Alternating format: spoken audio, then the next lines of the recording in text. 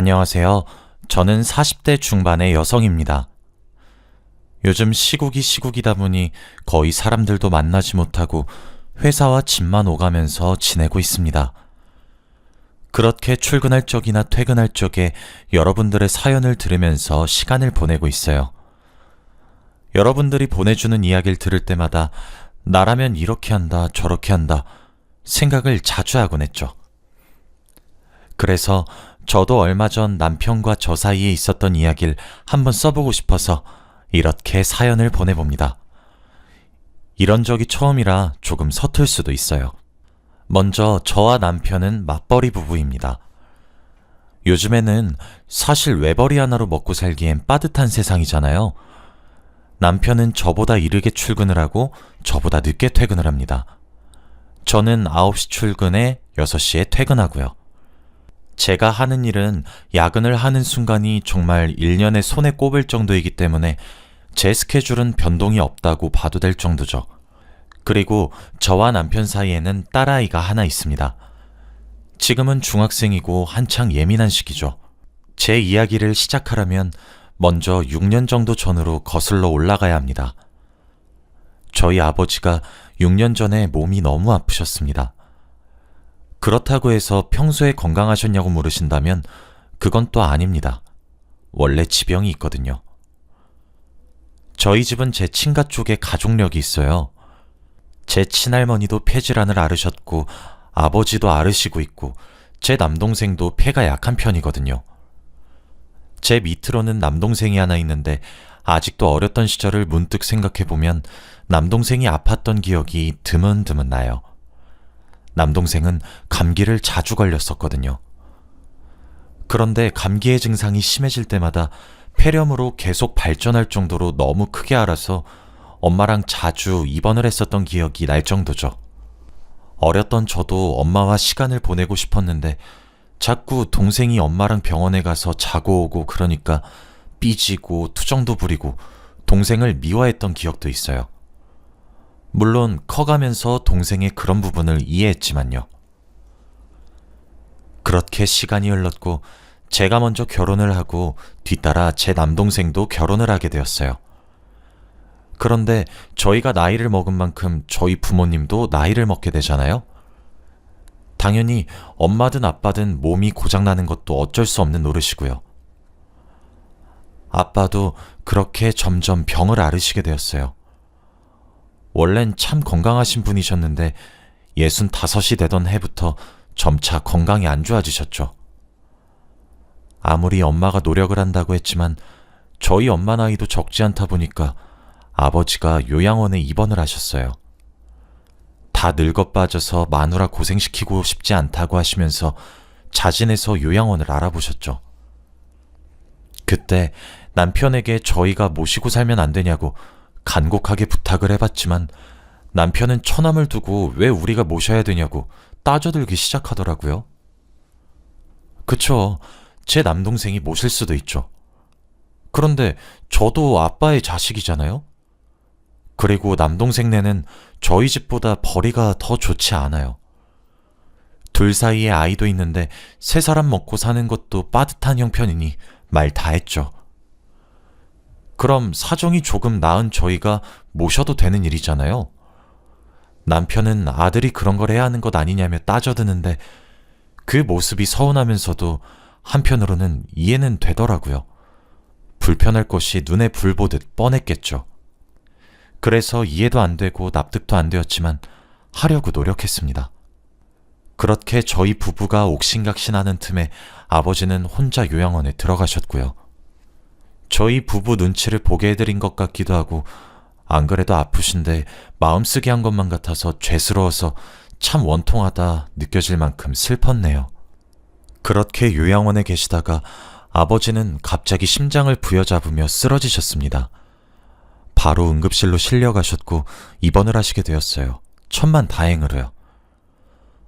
병원에서도 요양원에 계셨기에 응급처치를 할 수 있어서 다행이라 하셨고 만약 집에 혼자 있으셨다면 아찔한 상황이 올 수 있었다고 얘기하시더라고요.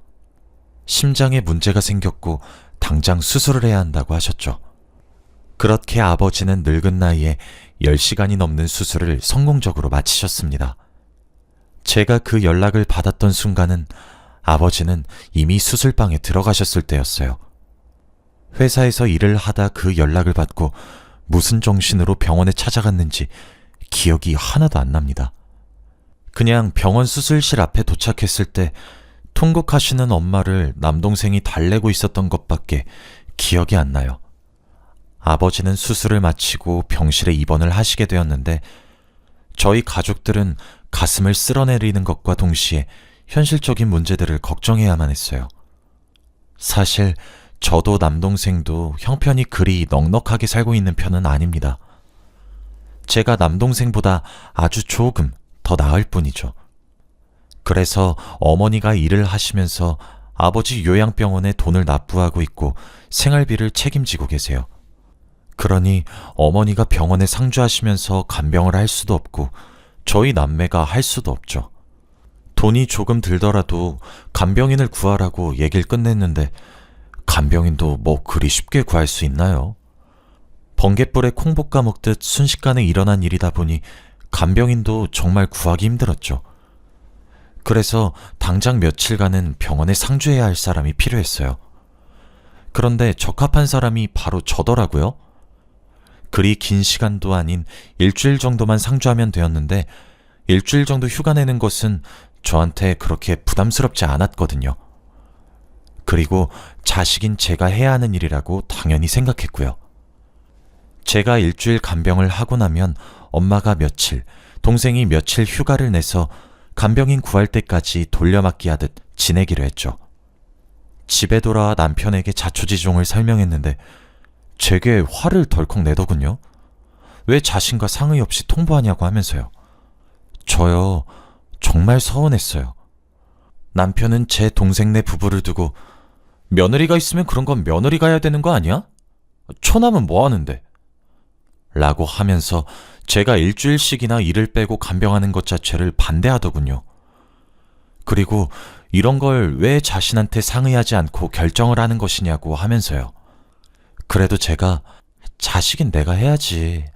생판 피 한 방울 안 섞인 며느리가 시아버지 똥오줌을 어떻게 받아내? 딸 자식, 아들 자식도 더러울 수 있어, 여보. 이번 한 번만 이해해줘. 라고 호소했습니다.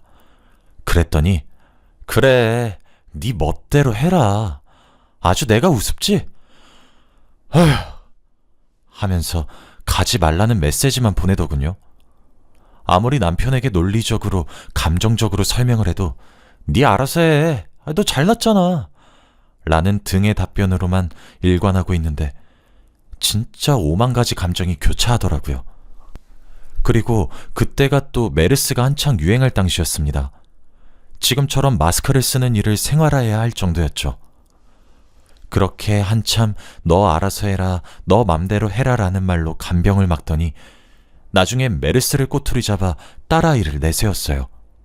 제가 거기 가서 메르스라도 옮겨오면 어떻게 할 것이냐고 하면서요. 저도 아이 엄마인데 그것을 걱정하지 않았겠습니까? 당연히 제가 간병을 하게 되면 의료진을 제외하고 접촉을 최소화하려고 했고 돈이 조금 들더라도 아버지 병실을 1인실로 변경하기로 했었어요. 그렇게 옥신각신하기를 몇 시간을 했죠. 저는 또 제대로 화가 났어요. 아니, 다른 사람도 아니고 본인의 장인어른을 그렇게 취급하냐고요. 그래서 내일부터 병원 갈 거야! 라고 얘기하고 그냥 잠들었어요. 그런데 다음날 아침 엄마가 전화와서 그냥 회사로 출근하라고 하더라고요. 간병은 어떻게 하냐고 물으니 며느리가 조금 도와주기로 했다며 얼마나 고마운지 모른다며 막 그러더군요. 생판 남인 사람이 저희 아버지 간병을 선뜻 나서서 해준다고 하니까 너무 고마운 거예요. 그렇게 엄마와 전화를 끊고 올케에게 전화를 걸어 너무 고맙다며 눈물을 글썽거리면서 얘기를 했어요. 그랬더니 올케도 형님, 너무 걱정하지 말아요. 제가 열심히 할게요. 하며 저를 달래주더라고요. 내 동생이 여자 보는 눈이 있다고 생각하며 회사로 출근했습니다. 그렇게 일주일 정도 올케가 정말 고생했습니다. 간병은 참 쉽지 않은 일이거든요. 일주일 정도 지나고 엄마가 병원을 지키는 날이 되었는데 동생이 제게 전화를 걸었더라고요. 술에 취한 듯 혀가 꼬인 목소리로 대뜸 제게 그러더군요. 누난 자식 아니야? 나만 우리 아빠 자식이야? 라고요. 저는 무슨 소리 하냐고 술 처먹었으면 곱게 들어가서 자라고 아빠 병상에 누워 계시는데 잘하는 짓이라고 타박했어요. 그런데 동생이 하는 이야기가 정말 놀랍더군요. 사실 올케가 간병을 하게 된 이유가 있었더라고요. 제가 그렇게 소리를 빽 지르고 잠들었는데 그날 밤에 남편이 엄마한테 전화를 걸었답니다. 장모님께 이해해달라고요. 장모님도 자식을 낳으니 얼마나 소중한지 알고 계시지 않냐고요. 뉴스에도 하루하루 메르스 때문에 죽었니 살았니 뉴스가 나오는데 애엄마가 거기 가서 병 얻어오면 우리 딸아이는 어떻게 하냐고요. 간병하고 싶다는 아내의 의지를 꺾지 못했으니 장모님이 말려달라고요. 제게 어떻게 이러고도 누나가 자식이냐고 소리를 빽빽 지르는 동생의 타박을 듣는데 가슴이 천갈래 만갈래로 찢어지는 줄 알았습니다. 불효도 이런 불효가 없다 싶더군요. 당연히 남편에게 따져 물었고 결국 정말 큰 부부싸움을 하게 되었습니다. 그리고 그 이야기를 시댁에 그대로 일러 바쳤는지 그 다음 날부터 시어머니랑 시아버지께 전화가 미친 듯이 와서 받았더니 여자는 결혼하면 출가 외인인데 장난하냐? 네가 그래서 안 되는 거다. 우리 손주 아프면 책임질 거냐? 등등 제 가슴에 비수 꽂는 말, 제 눈에 피눈물이 나는 말들만 골라서 하셨습니다. 전 그 이후로 시댁과 남편에게 정남이가 떨어졌어요. 이혼하고 갈라설까 고민했지만 이혼이 어디 그리 쉽나요? 저희 사이에 아이가 없는 것도 아니고요. 다행히 저희 아버지는 돌아가시거나 하지 않으셨고 병마를 잘 이겨내 주셨어요. 몸이 많이 약해져서 옛날 슈퍼맨 같았던 아버진 더 이상 찾아볼 순 없지만 그래도 큰 수술 이겨내시고 안정적으로 회복하시는 것이 정말 감사하더라고요. 친정에서도 시댁 입장을 이해할 수 있으니 참고 살라고 저를 달래셨죠.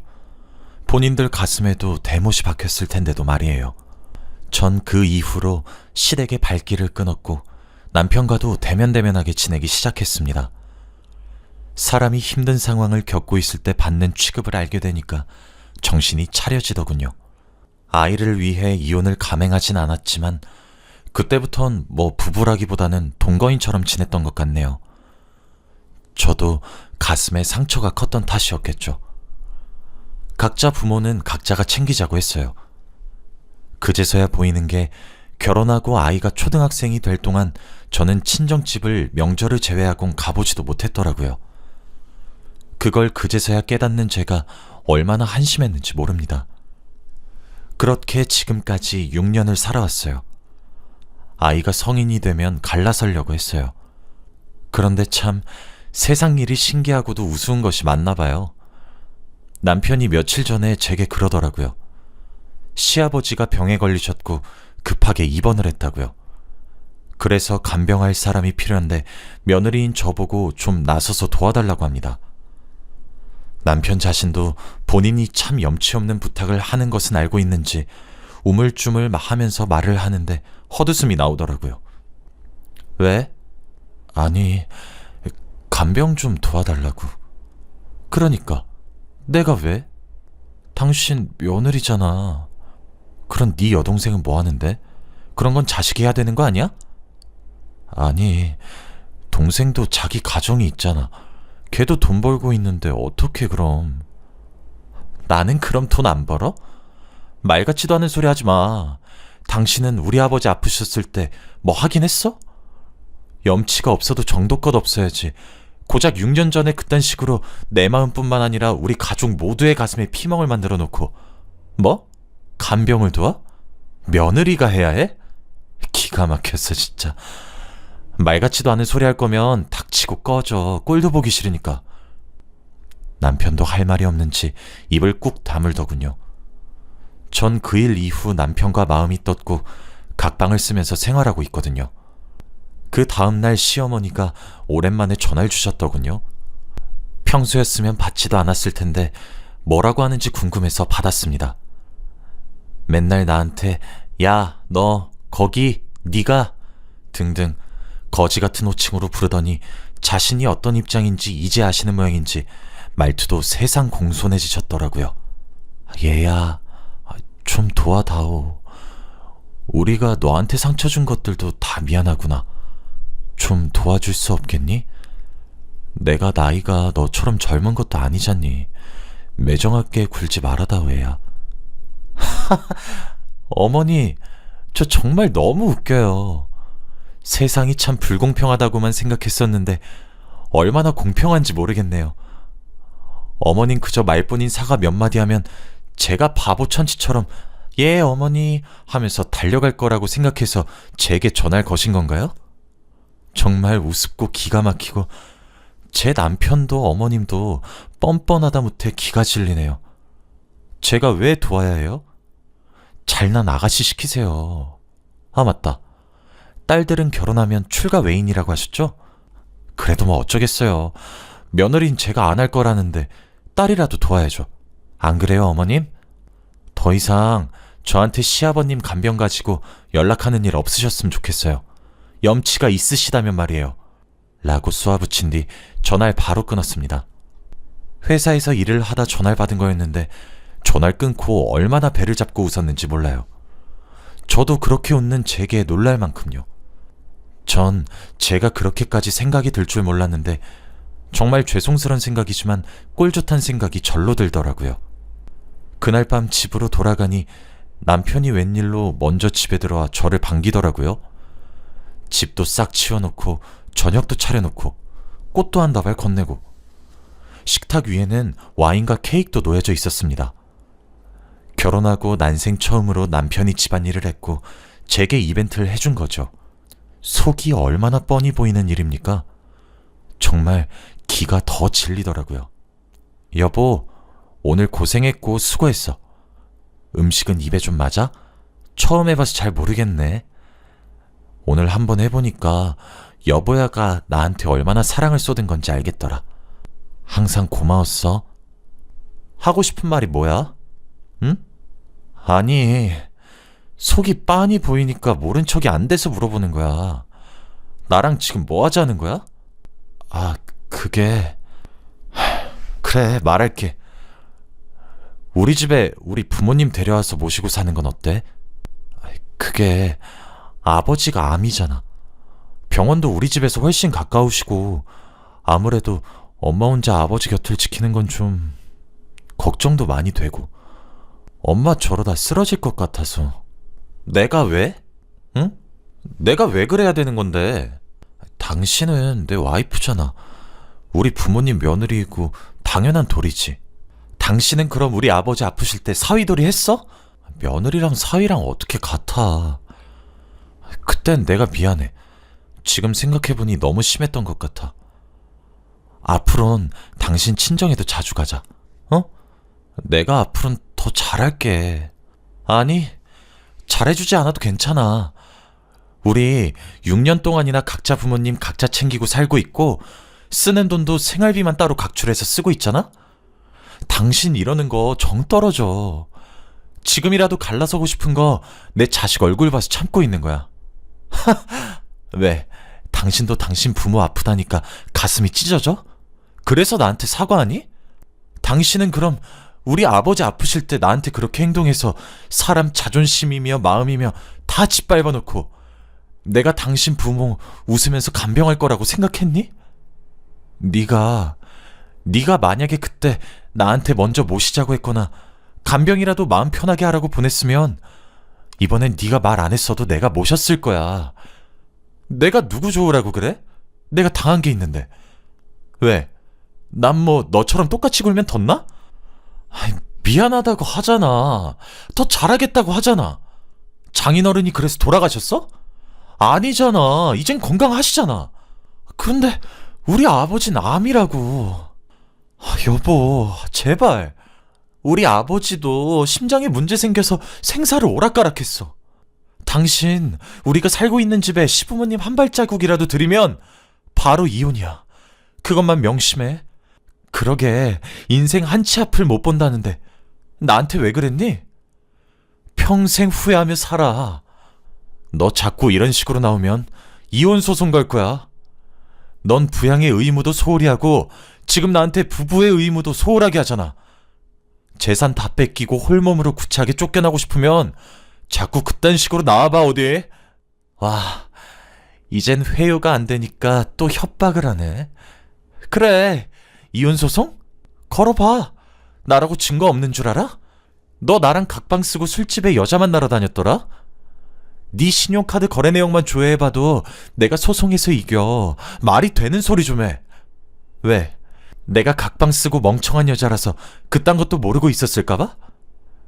내가 말하지 않은 건 이제 니한테 기대하는 건 내 자식한테 아빠로서의 책임감뿐이기 때문이야. 소송? 그래, 어디 한번 해봐. 내가 무슨 증거를 어떻게 얼마나 모았을 줄 알고 까불어? 누가 이기나 해볼래?